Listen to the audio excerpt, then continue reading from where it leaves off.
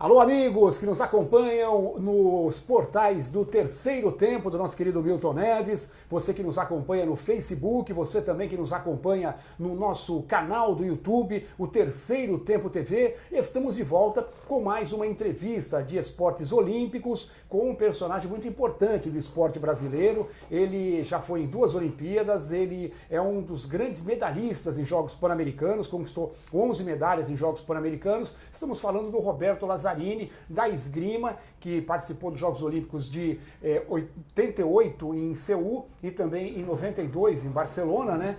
E que está aqui para falar um pouquinho de esgrima, um pouquinho da carreira dele também. Lazzarini, primeiramente, obrigado pela sua presença. Eu acho que é uma história tão bonita e você continua ajudando o esporte como treinador da garotada do Pinheiros. Isso é importante porque a gente viu nos últimos anos, principalmente com a Rio 2016, que o esporte no Brasil ele pode ser uma bela ferramenta, né? Você também pensa isso? Um abraço. Um abraço, boa tarde. É um prazer estar aqui para falar do meu esporte. Muito obrigado pela oportunidade. Eu sempre achei que o esporte é uma ferramenta, né? E desde que eu pratico esgrima há 45 anos, eu sempre tive a vontade de ensinar. Sempre tive, até quando eu era só atleta, eu ensinava. Então, com o passar dos anos, eu fui desenvolvendo essa técnica, né, de ensinar. E agora estou como técnico do Pinheiros, que é é o meu clube de coração. Eu nasci lá como atleta, eu cresci lá como atleta, tenho grandes amigos lá. E é o que eu estou fazendo com paixão. Eu acho que ainda dá para melhorar muito o que a gente faz para usar essa ferramenta. E não é querer puxar para o lado do Pinheiros, mas você é um atleta que você teve muita sorte nesse ponto, né? Porque o Pinheiros realmente é um clube, nós temos outros no país, mas o Pinheiros é o clube que talvez invista mais no esporte, tanto que em Jogos Pan-Americanos, Olimpíadas, é o clube que mais manda atletas. Quer dizer, isso aí te deu um suporte legal na carreira, né? Não, com certeza, porque na verdade quando eu era atleta, não tinha nada de bolsa atleta, bolsa auxílio, o clube não tinha essa condição. Hoje você tem lei de incentivo, então você consegue captar para poder ajudar o atleta, você consegue captar para poder viajar. Então todos esses mecanismos com certeza tá ajudando muito os atletas hoje em dia. Na minha época não existia isso. Na minha época era a época de você poder só comprar $2.000 para viajar e o dólar no negro, você não sabia, não tinha expectativa, não sabia quanto você ia gastar realmente no exterior.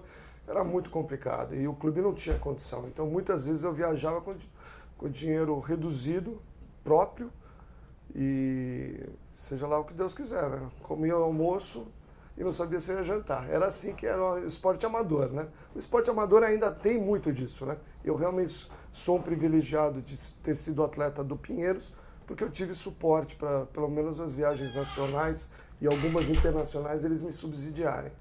E, claro, todo o apoio técnico e material que o clube dá. Você falou em 45 anos. Como é que você começou com a esgrima? É de família ou começou você gostando do esporte por outro motivo? Não, na verdade eu comecei, não era da família, né? Foi por causa da família, porque o mestre Angelo Pio Bonafina é da colônia italiana e conhecia meu pai, que veio da Itália, meus pais. E eles se conheciam do Teatro Municipal, porque meu pai era cantor de ópera, meus pais eram cantores. E aí um dia conversando, não sei em que ambiente que eles estavam, falaram, você tem tem filhos, pô, leva para conhecer esgrima e tal. Naquela época eu jogava futebol, aí muito. E meu pai falou, pô, acho que está numa hora de você fazer um esporte que não seja isso, e levou eu e minha irmã para conhecer o esporte. E começamos, a minha irmã já era um pouco mais velha, eu tinha, na verdade, 10 e ela tinha 15 quando começou. Eu parei um pouco e depois voltei. E desde os 12 eu não parei mais, né? 12, 13 anos eu não parei mais. E foi por causa disso. E aí continuei até hoje. E a gente tem, eu sempre faço essa pergunta para o atleta, que se tem um momento na vida, na carreira, de repente, que você percebeu, eu acho que eu dou para isso. Porque quando a gente começa, você falou 10 anos, deu uma parada, aí voltou, começou a disputar competições. Qual foi o momento que você, de repente, lembra, que você falou assim, olha, não tô gostando, eu tô sentindo que eu tô me dando bem, que eu dou pra coisa. Como é que você imagina? Então, eu sempre fui muito de esportes, né? E acho que o momento que eu entrei na esgrima, eu sofria bullying, porque eu tomava porrada de todo mundo. E eu lembro de 2 atletas específicos que são meus amigos até hoje. Toda vez que eu encontro, eu falo para eles que eles foram os meus maiores incentivadores, porque eu não queria levar desaforo para casa. Então eu treinei muito e logo no primeiro ano eu ganhei uma medalha de prata no torneio de estreia, no Campeonato Paulista. Mas aí, um ano depois que eu entrei em competições, que foi acho que 76, eu ganhei meu primeiro brasileiro na categoria infantil, infanto-juvenil, que era infantil na época. Hoje já tem mais categorias subdivididas. E ali eu falei, nossa, acho que eu dou pra coisa. E eu comecei a treinar mais. E treinava forte mesmo, né? Comecei a deixar os outros esportes, comecei a fazer mais esgrima. E aí eu me desenvolvi rápido, consegui ganhar o Campeonato Brasileiro Juvenil já em 78 e fui convocado para a equipe brasileira. Meus pais não deixaram eu ir porque na época a escola não apoiava o esporte, então eu não podia perder aula e deixei de competir, então eu não fui para o Mundial. Até o dia que eu falei, no meu último ano de juvenil, eu falei para meu pai, pai, eu vou para o Sul-Americano e vou para o Mundial. E acabei indo, e acabei tendo que mudar até de escola, porque na época minha escola, Dante Alighieri, não tinha essa facilidade de você apoiar o atleta. Então fui para outra escola e consegui me desenvolver. E quando você começou a aparecer, para todo atleta é um sonho disputar uma Olimpíada. Como é que foi para você esse caminho até chegar nos Jogos de Seul em 88? Olha, como no começo da matéria você falou que eu sou recordista de medalhas em Pan-Americano. Não, né? Vou fazer uma correção. Eu sou em Jogos Sul-Americanos. Sul-Americanos. Isso. Então, assim, os primeiros Jogos Sul-Americanos que eu fui, 82, Rosário. Nesse campeonato eu consegui ir bem, percebi que eu estava num bom caminho. 83 eu já fui para os Jogos Pan-Americanos de Caracas, que era para mim foi um susto, né? Porque é uma outra dimensão de competição, com tantos atletas, tantas coisas. E também fui relativamente bem em relação a toda a equipe. E aí eu comecei a treinar mais. Na verdade, eu não tinha possibilidades de viajar para o exterior. A confederação levava a gente para ficar um mês estagiando, mas era o que dava. Aí ia para o Sul-Americano, ia para... Você não tinha vídeos, você não tinha tecnologia de informação, você não sabia muito quem eram os seus adversários. Tinha uma revista que chegava com atraso de um mês aqui no Brasil. O material era mais caro. O material era muito mais caro. Então era muito complicado. A gente realmente... Éramos heróis. Na verdade, eu sempre falei isso. Eu falei, olha, a gente gosta disso e vamos em frente. Quando eu fui para... a gente tinha até a expectativa de ir para Los Angeles, em 84, porque a gente tinha uma dupla que era eu e o Antônio Teles, que é um grande amigo também, foi um fortíssimo atleta. A gente tinha a expectativa de ir para Los Angeles, mas não aconteceu e a gente continua treinando. Eu, na verdade, naquela época eu tinha que começar a trabalhar, a ganhar dinheiro de alguma outra forma, né? Então eu já naquele tempo eu montei um buffet com um amigo meu, então eu fazia festas. E aí comecei a ganhar dinheiro para isso. Então eu comecei a ter um pouco mais de possibilidade financeira para me gerenciar dentro do esporte. E sempre foi assim, eu conseguia fazer alguma coisa paralela para poder ter dinheiro para fazer o esporte. E em 88, eu lembro que a gente estava em dúvida. Naquela época as classificações eram diferentes de hoje em dia. O Comitê Olímpico Brasileiro nunca sabia quantos iriam, quantos podiam ir, quanto dinheiro ia ter para levar, era uma confusão. Então eu sei que a gente treinava aqui, na época eu treinava com o Angelo Pio Bonafino, o italiano, eu treinava com o Teles no Clube Paulistano, às vezes eu ia fazer o intercâmbio lá com ele, umas 2 vezes por semana. E era assim, quando a gente foi para a Olimpíada no primeiro ano, eu lembro até que o Telles falava assim, poxa, mas a gente vai para uma Olimpíada, a gente tem que treinar o dia inteiro. Eu falei, olha, Telles, eu preciso trabalhar para poder conseguir. Se você consegue trabalhar, é uma benção, mas não trabalhar é uma benção, mas eu preciso. Ele queria que eu treinasse mais ainda. A gente treinava de 4 a 5 horas por dia. E aí, quando a gente foi para Seul, para mim foi lindo, até que o resultado não foi tão ruim perto do que a gente esperava. O Telles foi melhor ainda que eu, conseguiu entrar numa faixa de classificação muito boa. Mas ali eu decidi que se eu fosse para a Olimpíada de Barcelona, eu ia me planejar diferente, eu ia meio que exigir com certa antecedência se o comitê ia levar a gente ou não. E aí eu tive essa resposta positiva e me joguei para fazer um planejamento. Para fazer um planejamento, né? No sentido de apoio mesmo. Não era nem dinheiro de ninguém, era como é que eu ia fazer. O Pinheiros vai me ajudar, não vai me ajudar? A Confederação vai ajudar para eu tentar essa classificação? Como é que eu vou para uma Olimpíada? Eu não queria ir mais lá para ser só um mero figurante, entendeu? Então foi isso.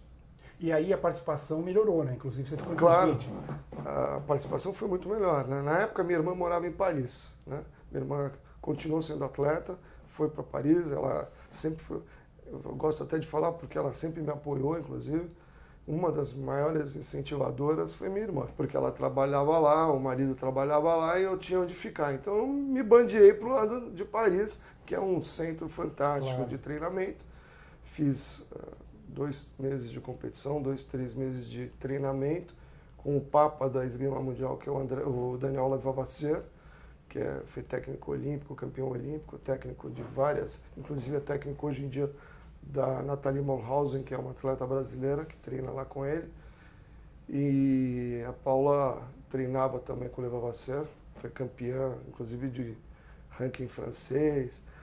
E aí isso me ajudou. Quando eu fui para a Olimpíada, eu já sabia exatamente o que esperava, porque eu conhecia o cenário, conhecia os atletas, frequentei as competições, eu já vinha de algumas, não foi só esse final de preparação, eu já vinha antes fazendo essa preparação, fiz algumas preparações que foram até meio autodidatas, porque eu fiz educação física na USP, então eu conheci algumas formas de treinamento mental que ninguém fazia na época. Hoje alguns atletas conseguem fazer isso.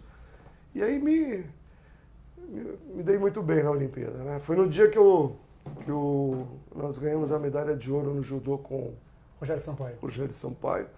Então não deu muita repercussão na mídia, mas foi um excelente resultado. E aí eu me mudei para a Bahia em 2000, né? E depois na Bahia eu tentei montar uma escolinha e vi que eu conseguia extrair os resultados das crianças. Eu tive lá cerca de 20, 25 alunos e nas 2 primeiras competições com as crianças de 10, 11 anos a gente conseguiu medalhas em campeonatos nacionais. A Bahia, que não tem nenhuma projeção, não tem competição, não tem adversário. Então começar do zero e você conseguir um resultado, você fala, puxa, eu tenho capacidade. E aí, infelizmente, em 2013 eu tive um câncer, eu descobri que eu tive leucemia. E resolvi mudar de vida. Eu falei, não, isso está me fazendo mal, eu quero voltar, quero fazer o que eu gosto, quero estar no meio que eu gosto, vou me dedicar ao esporte e vou desenvolver mais ainda esse lado. E você, de lá para cá, continuou com esse trabalho. Inclusive, eu vi no final do ano passado, no começo desse ano, você com os garotos lá do Pinheiros indo para 2 torneios nos Estados Unidos, né? Como é que está essa renovação, essa revelação? Você vê que tem talentos? Eu sei que é muito difícil, porque a gente traça o esporte brasileiro até os Jogos do Rio 2016, porque aí a gente teve um investimento muito grande e de lá para cá o investimento voltou a ser o antigo, né? Eu sei que é difícil, mas como é que você vê essa geração? Então, quando eu voltei da Bahia para São Paulo, nessa expectativa de conseguir fazer o que eu gostava, no primeiro momento eu entrei como diretor da sala de esgrima do Pinheiros. Eu achei que ali tinha que ter mais crianças, tinha que ter mais volume de crianças para a gente conseguir chegar no talento. A gente não consegue chegar no talento se você não tiver quantidade, né? E criança para você chamar uma criança para fazer um esporte muito pouco conhecido, é muito difícil. Então a gente criou estratégias, a gente conseguiu atrair essas crianças e o que eu vejo é que deu certo. Então a gente tem lá hoje cerca de 120 crianças na faixa até 14 anos, 14, 15 anos. É um belo número para um esporte que não é tão divulgado assim, né? Não, é um belo número sim, a gente tem resultados fantásticos por causa disso.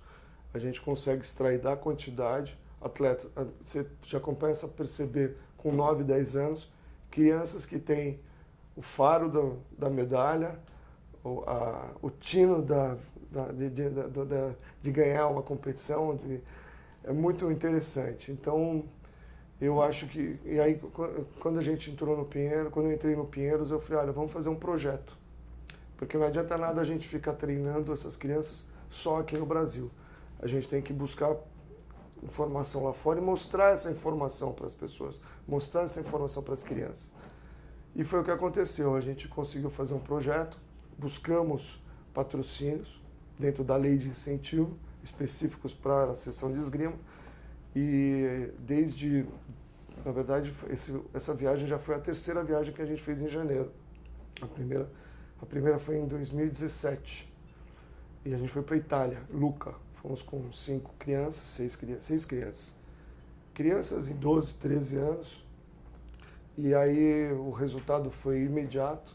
O desenvolvimento é muito grande quando a criança vê o que ela tem que alcançar e ela percebe que ela consegue fazer. E chama atenção, né? Porque o amigo, um parente próximo e tal, alguém que é conhecido, ele vê uma criança num outro esporte, mas tendo condição de viajar, fazer intercâmbio, fazer competições fora do país, isso aí acaba chamando mais, né? Com certeza, na verdade, muito, né?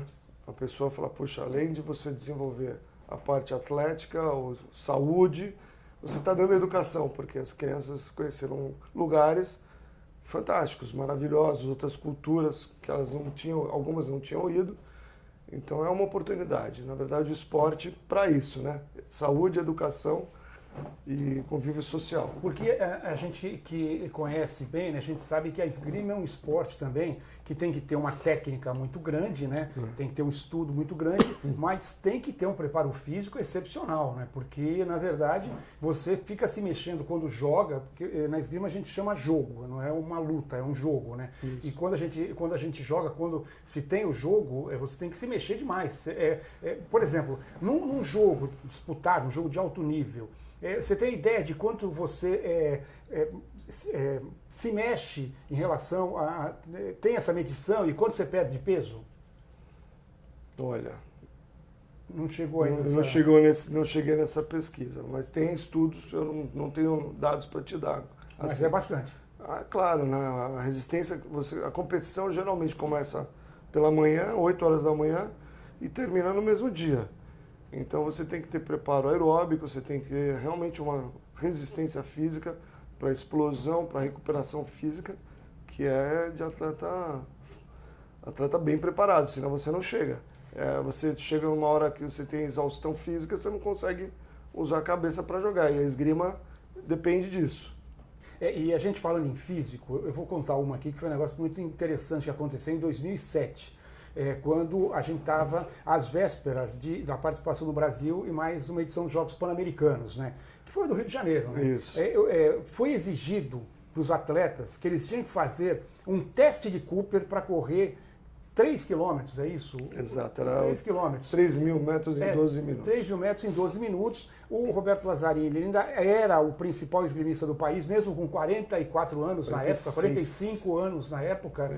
E aí o Lazzarini acabou não tendo. Você tentou fazer o teste? Como é que foi? Então, porque eu lembro dessa história que foi um negócio muito curioso. Você era o principal nome do país e acabou impedido de participar por uma imposição totalmente ilógica. Isso.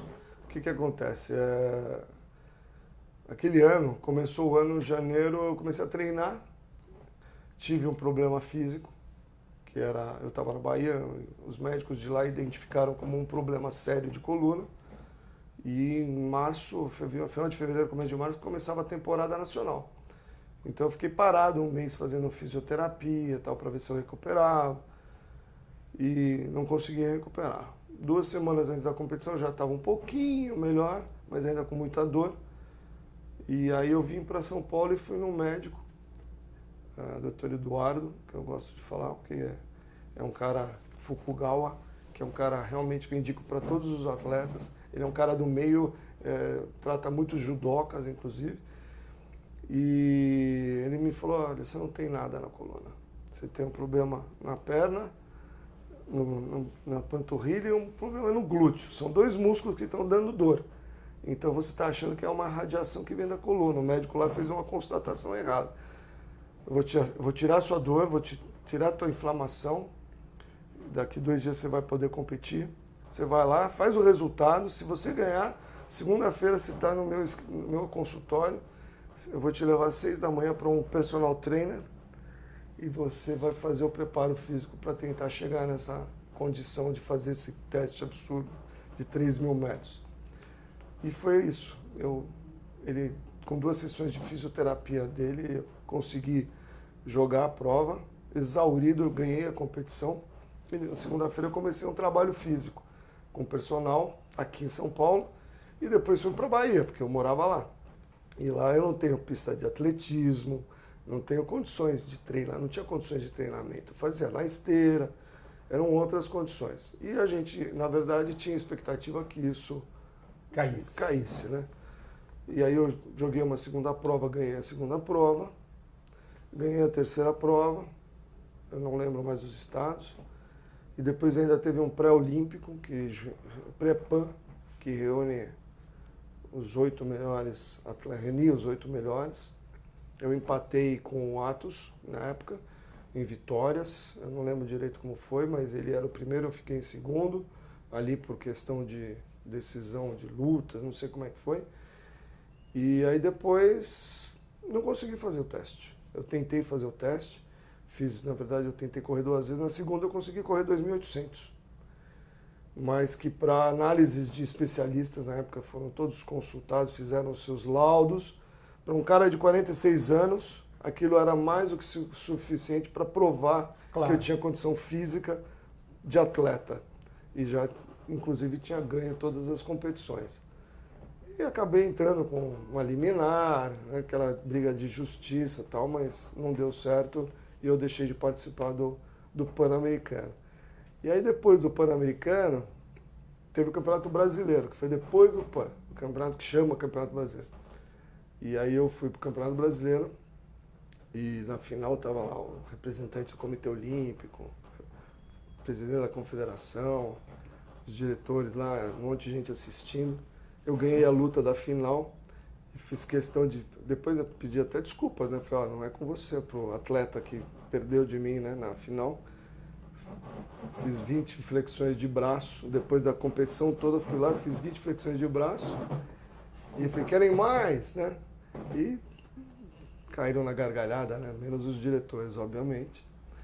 E ali foi uma fase ruim para mim, porque é óbvio que eu queria jogar, eu estava num auge forte de físico, eu estava bem fisicamente. E a minha cabeça estava boa para jogar aquela competição. E aí você perdendo o PAN de 2007... praticamente tirou qualquer possibilidade de Olimpíada em 2008, né? Veja bem, eu não estava nem preocupado com a Olimpíada de 2008, sinceramente. Era mais o PAN, porque era no Rio de Janeiro. Eu estava querendo mesmo fazer a despedida em categoria em alto nível e no meu país.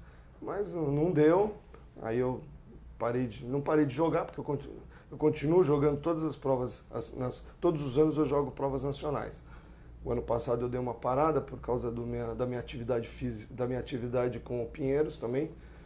Então eu tive que dar uma parada no treinamento e tal, mas lamentavelmente esse foi um episódio negro. E você está com 57. 57. É. 57. Você é de 61, eu sou de 62, então a idade é mais ou menos parecida. A última competição que eu ganhei eu tinha 50 anos.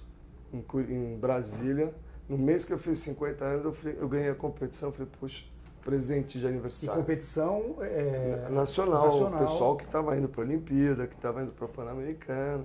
A molecada. A gente falando agora então do esporte atual, para a gente já chegar na parte final, você continua acompanhando, continua trabalhando com isso, continua competindo. Nos Jogos de 2016 a gente teve os principais resultados da esgrima. A Nathalie Morgenhausen, ela que tem ligação com o país, no caso, ela, pela seleção italiana, ela ganhou 3 medalhas em mundiais, mas resolveu jogar pelo país em 2016, foi a 5ª colocada. O Guilherme Toldo também ficou com a 5ª colocação.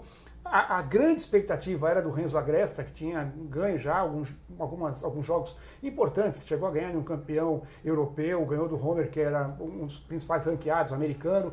Como é que você viu essa participação, apesar de que a gente teve uma participação de todas as categorias por ser um país sede, mas esse crescimento e essas 2 5ª colocações? Bom, o resultado do Toldo foi por um investimento pessoal dele, porque ele foi para a Itália, ficou morando lá com um objetivo específico para treinamento e ele está lá até hoje, né? Ele vai para a próxima Olimpíada mais preparado do que ele estava, né?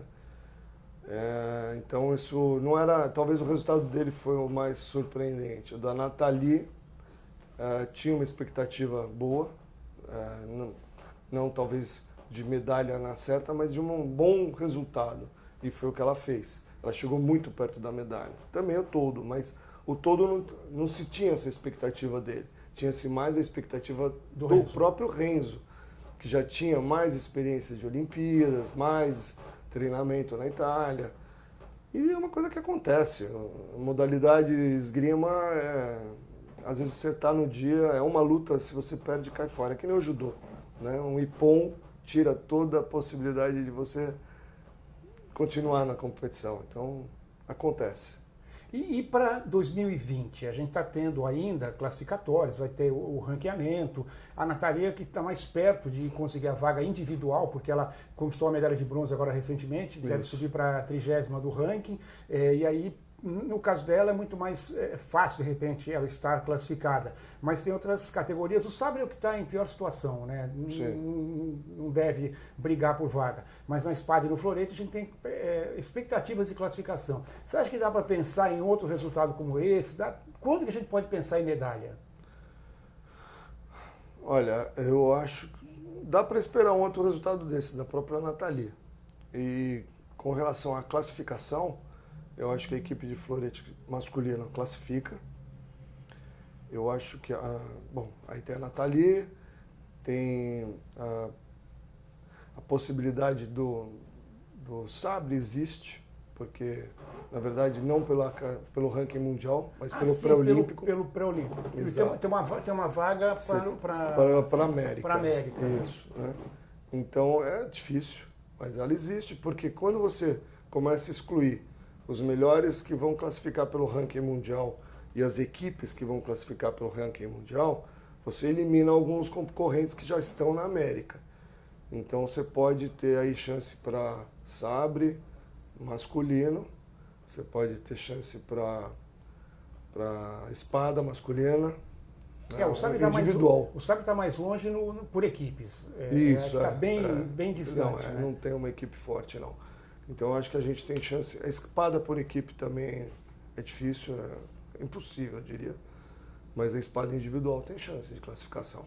A espada feminina pela Nathalie, mas eu acho que a equipe única que tem a chance mesmo é o florete masculino. E o florete feminino, que tem aí algumas atletas que estão disputando para poder ir para o pré-olímpico, na verdade. Tem a Ana Bucão, tem a Cecchini e a Pistoia, que são 3 atletas que estão na ponta dos cascos mesmo. Elas têm uma equipe boa, mas infelizmente elas não estão com esse apoio todo para fazer temporadas internacionais, o que dificulta. Mas eu acho que, você está me perguntando de medalha, a gente padece de uma situação no país. Porque a gente já viu, eu deixo isso bem claro, é que o resultado ele é muito importante porque você vai chegando perto. O Toldo já chegou perto e a Nathalie chegou perto. A Nathalie, é o que eu falei, a gente nem pode falar muito porque ela já foi medalhista em campeonatos mundiais quando ela disputava pela Itália. Mas o fato de chegar perto ele é importante, eu sempre disse isso. A gente, quando você disputava um pouquinho antes, A ginástica, quando ia para uma Olimpíada, Luísa Parente, se ela ficasse em 45º, já era comemorado. O handball era um saco de pancada. E depois de um trabalho bem feito nesses esportes, que eu coloco esses dois esportes como exemplos, um no individual e outro no coletivo, a gente está vendo, a ginástica hoje é uma potência. E o handball foi campeão mundial feminino e hoje vive um grande momento no masculino. Então por isso que eu te pergunto se você vê essa possibilidade, se você vê talento para isso, claro que se tiver apoio. Então, eu vejo talento para isso. Aí você falou do apoio. O apoio para você conseguir isso realmente tem que ser semi-profissional, né? O atleta tem que se despreocupar de outras atividades. Tem que estudar, tem que fazer toda essa carreira junto com o esporte, mas tem que se despreocupar da finança. Ele tem que viver uma situação estável, tem que ter os apoios para viajar, para competir, eles, os técnicos. E o que acontece, que eu ia falar, a gente tem um problema no Brasil porque a esgrima ainda é feita em clubes onde tem uma certa elite, né? Então a criança faz o esporte pelo esporte, não faz o esporte por um projeto de vida. Então, que é diferente em muitos outros países. Então isso dificulta, porque a criança chega com 13, 14 anos, o currículo escolar já vai até as 3h30 da tarde, aí ele tem inglês, tem piano, tem outras atividades e tem esgrima. Não é que nem um Isaquias Queiroz, que vê na canoagem a chance de fazer vida, a vida, né? Exatamente. Então eu sempre falei e sempre fiz, né, quando pude, atividades para pessoas que não tinham essa possibilidade. Quando eu era presidente da federação, a gente teve uma sala que ela era pública. Foi aí que começou muito desenvolvimento aqui em São Paulo. Eu era presidente da federação, meu sonho era dar esgrima para quem não podia ter acesso aos clubes. Dali, eu comecei a dar aula, o Teles, eu fiz uma divulgação nos jornais, tal, na época saiu em todos os jornais que o atleta olímpico ia dar aula na sala da federação, isso foi em 91, 92. E aí apareceu um monte de gente, um monte de atleta. Aí eu comecei a chamar o Teles para me dar aula, para ajudar a me dar aula. Aí depois vieram alguns técnicos para dar aula lá. O Alcas Lackerby, que é do Sabre, ele foi dar aula lá, ele veio, me pediu ajuda para poder dar aula em algum lugar, e eu cedi para ele o espaço. O Bittencourt, Guilherme Bittencourt, que é um cubano, ele estava saindo do Pinheiros e voltando para Cuba, eu falei, não, você não vai para Cuba, você fica aqui. Aí ele ficou lá. E desses dois, começou a se criar um movimento forte de treino fora dos clubes, de pessoas que não tinham acesso. Então, todas as categorias sociais, na verdade, porque está aberto ao público. Tinha algumas aulas, metade era pessoas que podiam fazer aula gratuitamente, então isso fomentou muito, né? A gente chegou a ter um certo momento que a gente tinha 220, 230 atletas dentro de uma sala de esgrima pequena. Aí o Alcas trouxe um outro amigo dele russo para dar aula, o Bittencourt trouxe mais 2 cubanos também que estão dando aula até hoje aqui no Brasil. E aí, assim, a gente naquela época estava quase morrendo, os clubes estavam com muitos problemas. O Paulistano e o Pinheiros eram os fortes, os outros estavam começando a morrer. O Banespa fechou, o Tietê fechou, os clubes que tinham esgrima morreram. E se a gente não tivesse dado fomentado esse suporte, talvez até o próprio Pinheiros naquela época aí, o paulistano, vendo que o esporte estava enfraquecido, fechasse suas portas. Você lembra de alguém que surgiu nesse grupo? Claro. Então, na época, o Alcas recebeu a própria Élora. A Élora começou na federação. Ela não era atleta de clube, ela era atleta da federação. Ela começou lá e lá treinou até ganhar a medalha mundial. Então a gente teve medalha mundial, né? A gente só não teve ainda na Olimpíada. A gente teve Mundial Juvenil, Mundial Cadetes, na verdade. Então a gente tem potencial. O que precisa é continuar com esses potenciais para uma fase de maturação. Que aí você tem que conjugar a vida deles escolar, universitária, vocês mostraram esportiva. Que é possível. O que falta, muitas vezes, é boa vontade, né? Claro. Então nessa sala apareceram o Heitor Chimbo, que é um cara que está indo para a Olimpíada agora, tentou foi medalhista pan-americano, tentou ir para a última, não conseguiu, por detalhe. O Escavazin.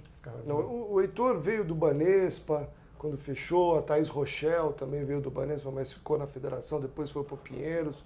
O Escavazin também. Thaís que ajuda um projeto mais ou menos parecido, que é lá na Austrália. Aqui no Brasil, em Paraisópolis, né? Que ela dava ajudou lá. Isso, ela montou lá e depois ela precisou ir para a Austrália. Está dando aula na Austrália. Então, assim, a gente precisa focar nisso. Eu acho que a gente tem que pegar, massificar, tentar massificar, conseguir ter apoio financeiro para dar esgrima em lugares em que a criança vai olhar e falar, puxa, que legal, eu vou conseguir fazer um esporte que eu gosto e quem sabe daqui eu consigo ser alguém. E é um esporte atrativo, assim, né? Porque quem não gosta, muita gente já falou que começa no esporte porque tem aquela história de capa e espada, sabe, dos combates. Então, quer dizer, é um negócio que, por esse lado, você consegue atrair a garotada, né? Com certeza. O lúdico é muito importante. Na esgrima, você não pode pegar uma criança de 8 ou 9 anos e achar que você vai treinar esgrima. Não, você vai brincar com ela. Né? 7, 8 anos você pega, brinca, depois ela vai começando, aí você vai pegando devagarinho, vai mostrando a técnica, aí a brincadeira vai sendo uma brincadeira mais dentro da técnica. Quem tem olhar, vê aquele ou aquela que tem uma condição melhor, que já entende melhor o jogo, né? Então, e assim, a gente vive hoje de pessoas que entendem que o esporte, apesar de, por exemplo, estar no Pinheiros, no Paulistano, nos clubes principais, no União, tem o suporte financeiro, tem o suporte do clube, tem o suporte dos pais, porque é muito importante o suporte dos pais. Dos pais. Não é nem o patrocínio, é o apoio do pai. Sim, não, da família, mas porque, assim, quando você está dentro de um clube desse, você tem um apoio do clube para você se desenvolver. Mas para isso você precisa deixar de ter algumas outras coisas. Você precisa viajar quando você tem aula, você precisa viajar em dia de prova, e aí se o teu pai não apoia, ou se o pai da criança não apoia, morreu. Né? Então, assim, tem que ter, muito importante, o apoio dos pais, o apoio do clube, e aí, por isso que eu falo, não que do Pinheiros não saia um atleta campeão mundial ou campeão olímpico, muito pelo contrário. A gente tem lá muitos bons talentos, e muitos pais apoiando, mas que a gente tem que continuar com isso. A gente tem que fazer... Eu entrei lá, depois que a gente entrou, eu e o Bernardo, que entramos na sala para dar aula, a gente fala o tempo inteiro, mostra para as pessoas o benefício e assim, a gente fala, precisamos do apoio de vocês. Sem o apoio de vocês a gente não vai a lugar nenhum. O resultado do teu filho é o nosso resultado também. Então é muito importante isso. A gente tem os pais que apoiam financeiramente também, fortemente lá dentro do clube, os filhos. É um sacrifício geral, mas eu acho que falta também ter o apoio em lugares públicos. Então, olha, hoje você vai montar um instituto para dar aula só para quem não tem realmente dinheiro. E vamos fazer dele uma carreira, vamos fazer com que ele tenha bolsa de estudo, vamos fazer com que ele tenha atendimento médico e ele se sinta acolhido não só para praticar o esporte, mas para fazer a vida dele funcionar. É o que a gente fala, né? Esse aí vai para o esporte como se fosse para o prato de comida, porque é a necessidade dele, ele vê a vida esportiva como uma vida realmente pessoal melhor. Roberto Lazzarini, para finalizar, eu sempre faço essa pergunta, claro que eu já sei qual é a resposta. Você deixou até a área gastronômica para voltar à esgrima, depois de tanto tempo, valeu a pena? Não me arrependo em nenhum momento, na verdade... O sacrifício que a gente tem na área gastronômica, né, quando um cara se dedica à área gastronômica, é trabalhar dia e noite, sábado e domingo, né? E não é diferente quando você é técnico, porque você tem que estar lá quando o teu atleta está competindo, você dá aula para muitos atletas e viaja sábado e domingo, então o sacrifício é o mesmo, mas para mim, que sou um sonhador, adoro esporte, eu adoro esgrima, eu acho que eu faria tudo de novo. A gente conversou com o Roberto Lazzarini, esgrimista, participou de 2 Olimpíadas, continua no esporte como técnico da garotada do Pinheiros, medalhista em Jogos Sul-Americanos, Pan-Americanos. Lazzarini, obrigado pela sua participação, boa sorte nesse trabalho, boa sorte na sequência da carreira. Obrigado, eu agradeço a oportunidade E assim que eu conseguir montar essa estrutura pública, eu gostaria de vir aqui fazer uma outra matéria e divulgar isso para todo mundo. Com certeza que o espaço do nosso terceiro tempo, do nosso Milton Neves, está sempre aberto. Nós falamos então com o Roberto Lazzarini, nesse espaço que a gente fala um pouquinho mais sobre esportes olímpicos, para você conhecer um pouquinho mais a modalidade. E tá aí a dica, né? Você pode acompanhar mais nos nossos portais, né? No Terceiro Tempo TV, no YouTube, também no Facebook, as entrevistas que a gente faz aqui com essas personalidades que são muito importantes para o esporte brasileiro, principalmente um esporte que não tem tanta divulgação, que não tem tanto apoio, como é o caso da esgrima do nosso Roberto Lazzarini. Abraço a todos, até a próxima, hein?